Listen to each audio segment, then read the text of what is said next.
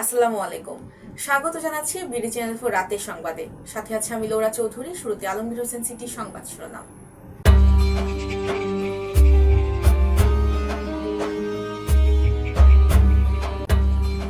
বেনজিরকে দেশে ফিরিয়ে আনার চেষ্টা অব্যাহত আছে স্বরাষ্ট্রমন্ত্রী। কালনী নদীর পাড়ে যুবক হত্যাকাণ্ড মামলা দায়েরের ৮ ঘন্টার মধ্যে ২ আসামি গ্রেফতার। পাকুন্দিয়ায় গোয়ালের তালা কেটে ৪ লাখ টাকা ৫টি গরু চুরি।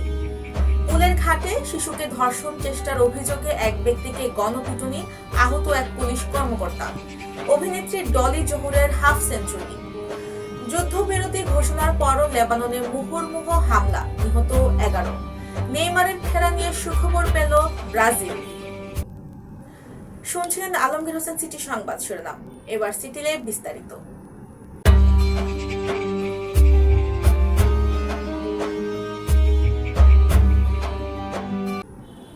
পুলিশের সাবেক আইজিপি বেনজির আহমেদকে দেশে ফিরিয়ে আনার কার্যক্রম অব্যাহত আছে বলে জানিয়েছেন স্বরাষ্ট্রমন্ত্রী সালাহউদ্দিন আহমেদ। তিনি বলেন, ইন্টারপোল তার বিরুদ্ধে মামলার কাগজপত্র ৩০ দিনের মধ্যে চেয়েছিল। আমরা ৩ দিনের মধ্যে প্রয়োজনীয় কাগজপত্র দুবাইয়ে মেল করে পাঠিয়েছি। আজ সচিবালয় মন্ত্রণালয়ের সম্মেলন কক্ষে দক্ষতা ও সাহসিকতার সাথে দায়িত্ব পালনে ১৫ জন পুলিশ কর্মকর্তার স্বীকৃতি প্রদান অনুষ্ঠানে এক প্রশ্নের জবাবে তিনি এসব কথা বলেন। এবার স্যাফরন ডিলাইট স্থানীয় সংবাদ।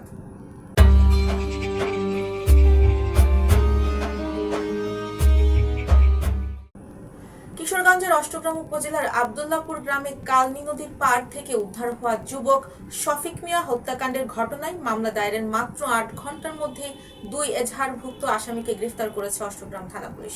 আজ সকালে গ্রেফতার আসামিদের কিশোরগঞ্জের আদালতের মাধ্যমে কারাগারে পাঠানো হয়।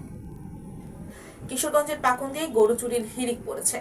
কখন গোয়াল থেকে গরু চুরি হয় এই আতঙ্কে নির্ঘুম রাত কাটাচ্ছেন এলাকার মানুষ। প্রতি রাতেই কোনো না কোনো এলাকার হানা দিচ্ছেন সংঘবদ্ধ চোরের দল। গত কয়েক মাসে এই উপজেলার প্রায় অর্ধশতাধিক গরু চুরির ঘটনা ঘটেছে। সর্বশেষ গত রাতে উপজেলার চণ্ডীপাশা ইউনিয়নের চিলাকারা গ্রামের সরকার বাড়ি থেকে গাভী বাচ্চা সহ ৫টি গরু চুরির ঘটনা ঘটেছে, যার আনুমানিক মূল্য ৪ লাখ টাকা। কিশোরগঞ্জের সদর উপজেলার পুলের ঘাট উপশহরের এক শিশুকে ধর্ষণের চেষ্টায় অভিযোগে এক ব্যক্তিকে গণপিটুনি দিয়েছে স্থানীয় জনতা। এই সময় উত্তেজিত জনতার হামলায় এক পুলিশ কর্মকর্তা গুরুতর আহত হয়েছেন। এই ঘটনাকে কেন্দ্র করে বিক্ষুব্ধ এলাকাবাসী কিশোরগঞ্জ ভৈরব মহাসড়ক অবরোধ করলে প্রায় আধা ঘন্টা যান চলাচল বন্ধ থাকে। গতকাল রাত ৯টার দিকে সদর উপজেলার ১৪০০ ইউনিয়নের জালুয়াপাড়া পুলের ঘাট উপশহরের এই ঘটনা ঘটে। অভিযুক্ত মানিক মিয়া পার্শ্ববর্তী টিককই গ্রামের বাসিন্দা। এবার বেলিফুল ক্যাফে অ্যান্ড রেস্টুরেন্ট বিনোদন সংবাদ।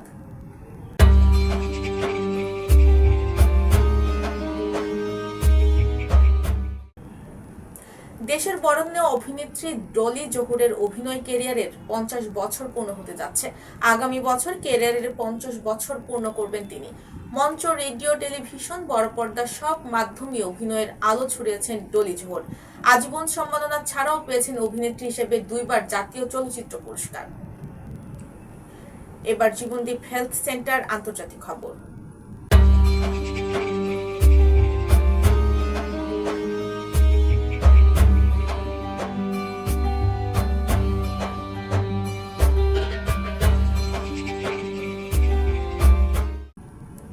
ইসরায়েল ও হিজবুল্লাহর মধ্যে নতুন যুদ্ধবিরতি ঘোষণার ২৪ ঘন্টারও পেরোনোর আগেই দক্ষিণ লেবাননে মুহুর্মুহু বোমা হামলা চালিয়েছে ইসরায়েলি বাহিনী। এতে বেশ কয়েকজন নিহত হয়েছে বলে বিবিসির প্রতিবেদনে বলা হয়েছে। এবার স্যাফরন ডিলাইট টয়লেট্রিজ লিমিটেড খেলার সংবাদ।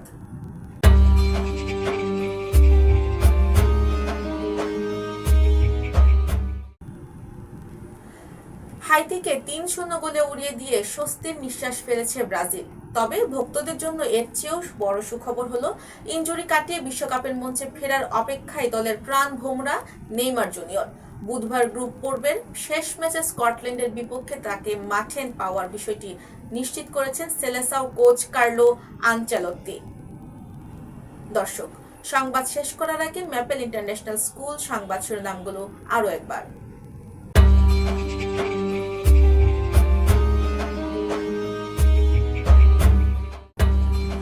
বেনজিরকে দেশে ফিরিয়ে আনার চেষ্টা অব্যাহত আছে স্বরাষ্ট্রমন্ত্রী।